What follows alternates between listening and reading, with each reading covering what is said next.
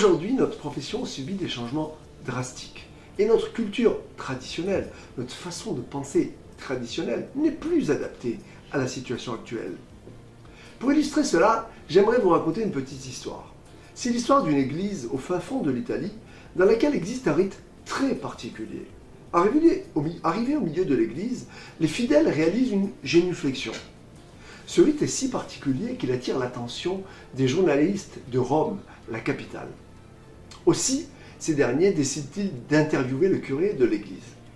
Le jour venu, ils interrogent donc ce curé sur l'origine de ce rite.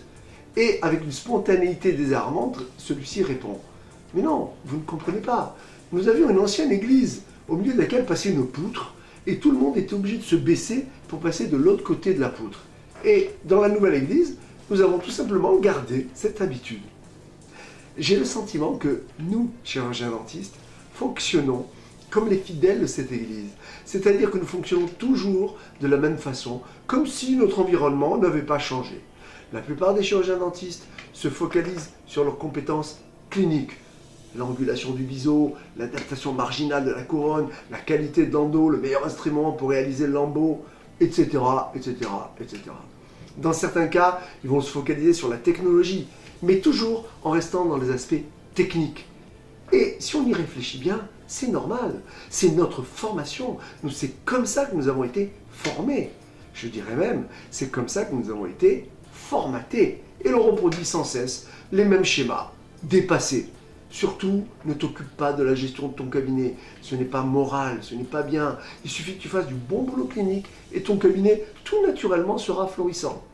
Je suis au regret de vous informer que ceci n'est plus vrai. Nous sommes au XXIe siècle. Cela ne fonctionne plus comme ça. Et vous le voyez bien. C'est pour ça que votre cabinet doit être vraiment spécial.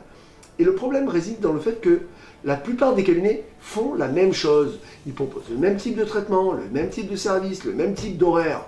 Alors ne vous posez plus la question. C'est le moment de faire les choses autrement. C'est le moment de vous intéresser à la gouvernance de votre cabinet. N'attendez plus. Pour vous y inciter, je vous invite à recevoir chaque jour, gracieusement, nos conseils du jour. Inscrivez-vous. Je vous dis à bientôt.